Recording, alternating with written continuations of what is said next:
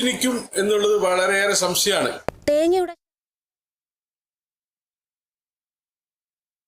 പ്രധാനപ്പെട്ട ഒരു വാർത്തയിലേക്കാണ്. ഷാർജയിലെ ഫ്ളാറ്റിൽ മലയാളി യുവതിയെ മരിച്ച നിലയിൽ കണ്ടെത്തി. ചവറ സ്വദേശി അതുല്യയാണ് തൂങ്ങി മരിച്ച നിലയിൽ കണ്ടെത്തിയത്. യുവതിയുടെ മരണം ഭർത്താവിന്റെ പീഡനത്തെ തുടർന്നെന്ന കുടുംബം. ഭർത്താവ് സതീഷിനെതിരെ യുവതിയുടെ കുടുംബം പരാതി നൽകി. അതുല്യയെ മർദ്ദിക്കുന്ന ദൃശ്യങ്ങൾ പുറത്ത്.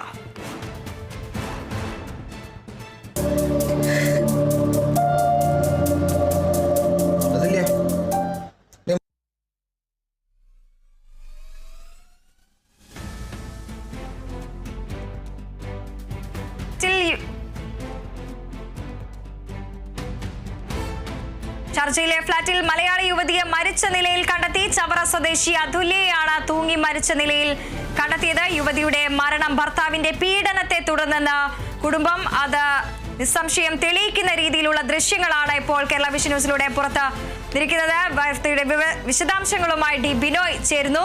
ബിനോയ്, നമുക്ക് ദൃശ്യങ്ങളിൽ കാണുന്നത് പോലെ തന്നെ വളരെ ക്രൂരമായി തന്നെയുള്ള മർദ്ദിക്കുന്ന ദൃശ്യങ്ങളാണ് ഇപ്പോൾ പുറത്ത് വന്നിരിക്കുന്നത്. യുവതി ചവറ സ്വദേശി അതുല്യയാണ് ഇപ്പോൾ തൂങ്ങി മരിച്ച നിലയിൽ കണ്ടെത്തിയിരിക്കുന്നത്. വിവരങ്ങൾ. 6 മാസം മുമ്പാണ് അതുല്യ വീണ്ടും ഷാർജയിലേക്ക് ഒരു ജോലിക്കായി പോയത്. അവിടെ ഭർത്താവിനോടൊപ്പമായിരുന്നു താമസം. സതീഷ് ഒരു സിവിൽ എഞ്ചിനീയറാണ്. സതീഷ് വൈകാരികമായി മദ്യപാനിയാണ് എന്നുള്ള കാര്യങ്ങളാണ് ഇപ്പം നമുക്ക് കിട്ടുന്ന വിവരങ്ങൾ. ഇതുമായി ബന്ധപ്പെട്ട കൂടുതൽ വിവരങ്ങൾ ബന്ധുക്കൾ നൽകുന്നത് അനുസരിച്ചാണെങ്കിൽ 6 മാസം മുമ്പ് അതുല്യക്ക് ഒരു കുട്ടിയുണ്ട്. അതിലൂടെ കുട്ടി ഇപ്പോൾ നാട്ടിലാണുള്ളത്. അതിനുശേഷം അതിലേക്ക് ഒരു ജോലി തരപ്പെടുത്തി കൊടുക്കാം എന്ന് പറഞ്ഞാണ് അതുല്യ അവിടേക്ക് പോയത്. ഇന്നലെയായിരുന്നു അതുല്യയുടെ പിറന്നാൾ ദിവസം. ആ പിറന്നാൾ ദിവസമാണ് അതുല്യ പിറന്നാൾ കഴിഞ്ഞ തൊട്ടടുത്ത ദിവസമാണ് അതുല്യ ആത്മഹത്യ ചെയ്തിരിക്കുന്നത്.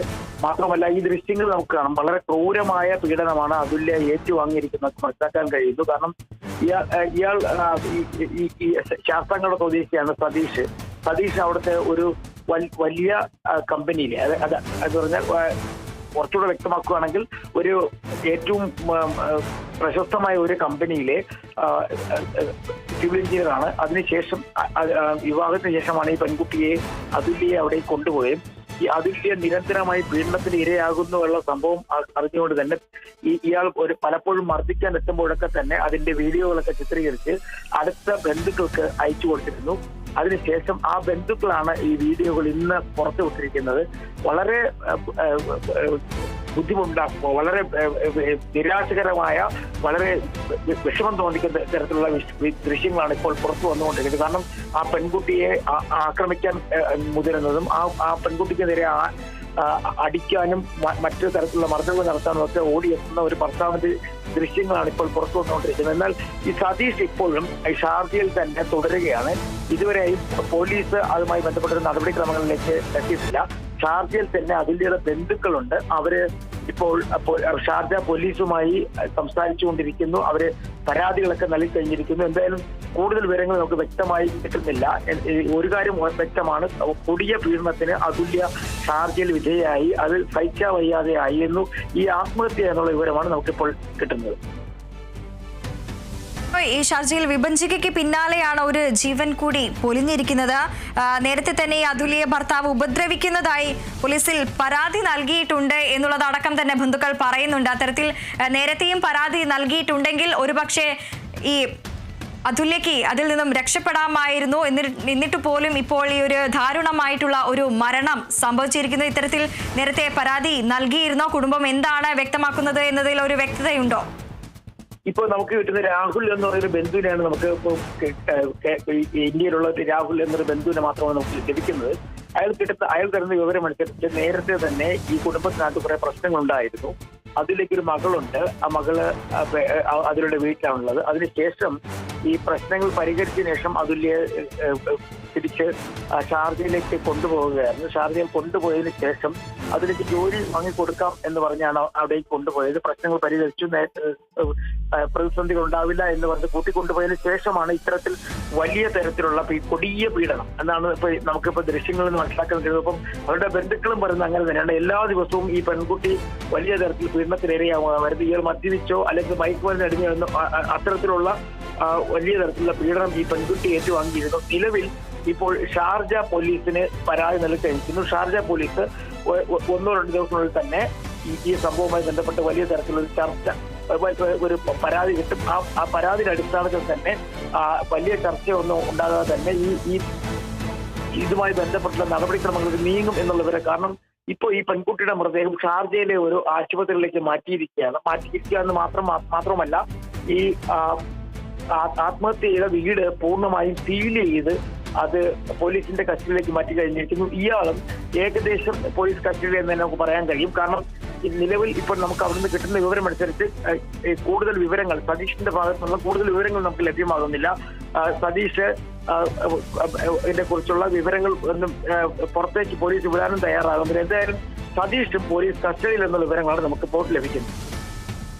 പിന്നെ ഒപ്പം തന്നെ ഈ കത്തി കാണിച്ച് അതുല്യയെ ഭീഷണിപ്പെടുത്തുന്ന ദൃശ്യങ്ങൾ, ഒപ്പം തന്നെ കസാര ഉയർത്തിപ്പിടിച്ച് അതുല്യയെ അടിക്കാനൊങ്ങുന്ന ദൃശ്യങ്ങൾ, ഇതെല്ലാം തന്നെയാണ് നമ്മളിപ്പോൾ കാണുന്നത്. ഒപ്പം തന്നെ മാരകമായി ക്രൂരമായി മർദ്ദനമേറ്റതിന്റെ പാടുകൾ അതുല്യയുടെ മുഖത്തും കഴുത്തിലും കൈകളിലും എല്ലാം തന്നെ നമുക്ക് ദൃശ്യങ്ങളിൽ നിന്നും കാണുന്നുണ്ട്. മരിക്കുന്നതിന്റെ തൊട്ട് മുൻപാണോ ഇത്തരത്തിൽ ഈ അതുല്യ ഇത്തരത്തിൽ ദൃശ്യങ്ങളെല്ലാം തന്നെ ബന്ധുക്കൾക്ക് അയച്ചിരുന്നത്? നേരത്തെ തന്നെ ഒരു പ്രശ്നം ഉണ്ടായിരുന്നു.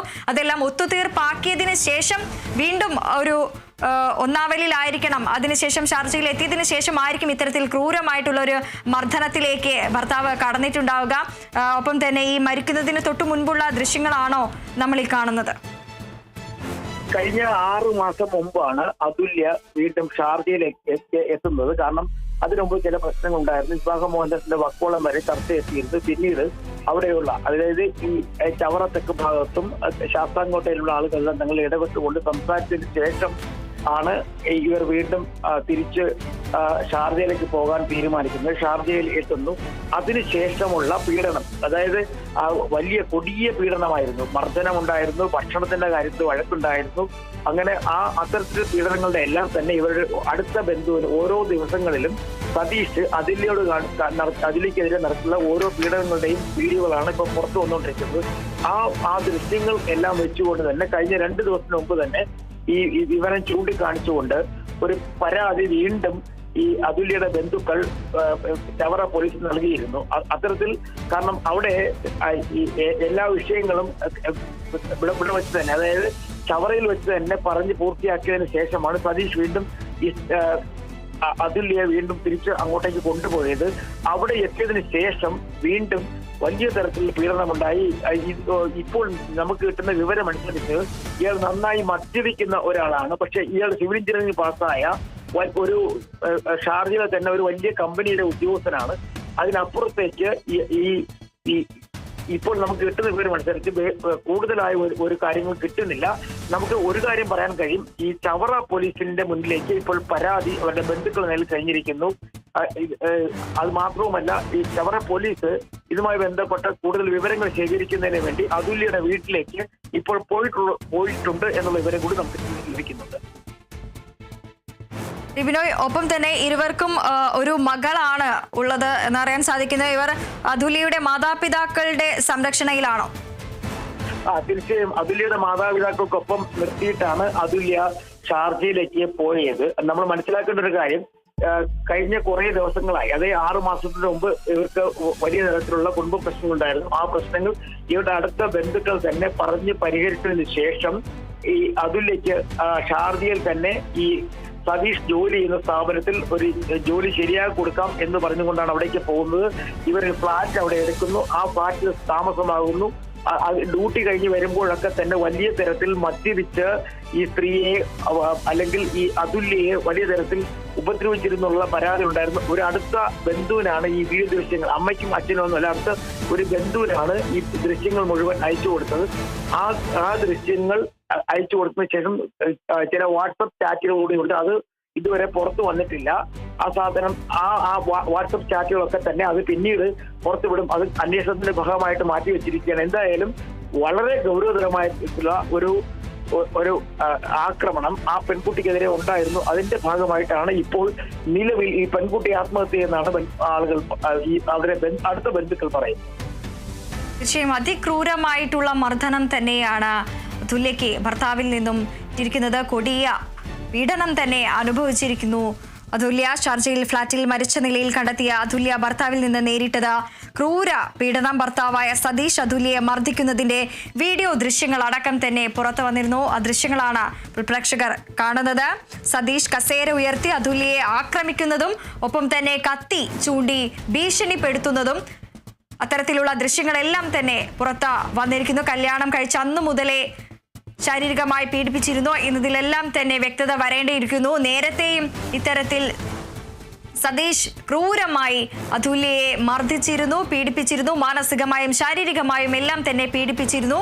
ഇതെല്ലാം തന്നെ ഒത്തുതീർപ്പാക്കിയതിന് ശേഷം വീണ്ടും ഒന്നിച്ചുള്ള ഒരു ജീവിതത്തിലാണ് ഇത്തരത്തിൽ വലിയ പ്രശ്നങ്ങൾ ഉണ്ടാകുന്നത്. വീണ്ടും അതുല്യയെ മർദ്ദിക്കുന്ന തരത്തിലേക്ക് സതീഷ് മുന്നോട്ട് പോകുന്നു. ശരീരത്തിലേറ്റ ചതവുകളുടെയും മുറിവുകളുടെയും അടക്കം പാടുകൾ അതുല്യ തന്നെ പകർത്തിയിരുന്നു. ഇതടക്കമുള്ള ദൃശ്യങ്ങളാണ് പുറത്ത് വന്നിരിക്കുന്നത്. കൊല്ലം തേവലക്കര തെക്കുംഭാഗം സ്വദേശിനി അതുല്യ ശേഖറിനെയാണ് ഷാർജയിലെ ഫ്ളാറ്റിൽ മരിച്ച നിലയിൽ കണ്ടെത്തിയത്. 30 വയസ്സായിരുന്നു. ഷാർജ റോള പാർക്കിന് സമീപത്തെ ഫ്ളാറ്റിൽ തൂങ്ങി മരിച്ച നിലയിലാണ് യുവതിയെ കണ്ടെത്തുന്നത്. അതുല്യ ഇന്ന് പുതിയ ജോലിയിൽ പ്രവേശിക്കാനിരിക്കെയാണ് മരണം സംഭവിച്ചിരിക്കുന്നത്. അതുല്യയെ ഭർത്താവ് ഉപദ്രവിക്കുന്നതായി നേരത്തെ തന്നെ പോലീസിൽ പരാതി നൽകിയിട്ടുണ്ടെന്ന് ബന്ധുക്കൾ പറയുന്നു. കല്യാണം കഴിഞ്ഞ സമയം മുതൽ പ്രശ്നങ്ങൾ ഉണ്ടായിരുന്നതായും ബന്ധുക്കൾ ആരോപിക്കുന്നു. സതീഷ് അതുല്യയെ മർദ്ദിക്കുന്നത് പതിവായിരുന്നു എന്നും കുടുംബം പറയുന്നു. ദുബായിൽ കോൺട്രാക്ടിംഗ് സ്ഥാപനത്തിൽ എഞ്ചിനീയറായി ജോലി ചെയ്യുകയാണ് സതീഷ്. ഇരുവരുടെയും മകൾ നാട്ടിൽ പഠിക്കുകയാണ്. അതുല്യയുടെ മാതാപിതാക്കളാണ് കുട്ടിയെ നോക്കുന്നത്. മരണത്തിൽ ഷാർജ പോലീസ് നിലവിൽ അന്വേഷണം ആരംഭിച്ചിട്ടുണ്ട്. ഷാർജയിൽ വിഭജികയ്ക്ക് പിന്നാലെയാണ് ഒരു ജീവൻ കൂടി പൊലിഞ്ഞിരിക്കുന്നത്. മലയാളി യുവതിയെ മരിച്ച നിലയിൽ കണ്ടെത്തി. കൊല്ലം സ്വദേശി അതുല്യ 30 വയസ്സായ അതുല്യയാണ് ഫ്ളാറ്റിനുള്ളിൽ മരിച്ച നിലയിൽ കണ്ടെത്തിയത്. ഷാർജയിലെ ഫ്ളാറ്റിനുള്ളിൽ തൂങ്ങി മരിച്ച നിലയിലാണ് അതുല്യയെ കണ്ടെത്തുന്നത്. ഇന്ന് പുതിയ ജോലിയിൽ പ്രവേശിക്കാനിരിക്കെയാണ് അതുല്യയുടെ ദാരുണമായിട്ടുള്ള മരണം സംഭവിച്ചത്. അതുല്യയുടെ ജന്മദിനത്തിന്റെ അന്ന് തന്നെയാണ് ജീവൻ വെടിഞ്ഞിരിക്കുന്നത്. ഭർത്താവിന്റെ പീഡനത്തെ തുടർന്ന് യുവതി മരിച്ചെന്ന് കുടുംബം ആരോപിക്കുന്നുണ്ട്. ശാസ്താംകോട്ട സ്വദേശി സതീഷിനെതിരെ പരാതിയുമായി യുവതിയുടെ കുടുംബം രംഗത്തെത്തിയിരിക്കുന്നു. ദൃശ്യങ്ങളിൽ കാണുന്നത് പോലെ തന്നെ അതിക്രൂരമായി ദാരുണമായിട്ടുള്ള ഒരു ആക്രമണമാണ് സതീഷിന്റെ ഭാഗത്തു നിന്നും ഉണ്ടായിരിക്കുന്നത്. ഇതിൽ മനം തൊന്നാണ് യുവതിയുടെ ആത്മഹത്യ. നിലവിൽ ശാസ്താംകോട്ട സ്വദേശി സതീഷിനെതിരെ പരാതിയുമായി യുവതിയുടെ കുടുംബം രംഗത്തെത്തിയിട്ടുണ്ട്. ചവറ തെക്കുംഭാഗം പോലീസിൽ പരാതി നൽകി. മരിക്കുന്നതിന് മുൻപ് അനന്യ കുടുംബത്തിന് പീഡനത്തിന്റെ തെളിവായി ചിത്രങ്ങളും വീഡിയോകളും അയച്ചു നൽകിയതായും ബന്ധുക്കൾ പറയുന്നുണ്ട്. ഷാർജ പോലീസ് സ്ഥലത്തെത്തി എൻക്വസ്റ്റ് നടപടികൾ പൂർത്തിയാക്കി. നിലവിൽ അതുല്യയുടെ മൃതദേഹം ഷാർജയിലെ ആശുപത്രി മോർച്ചറിയിലേക്ക് മാറ്റിയിട്ടുണ്ട്.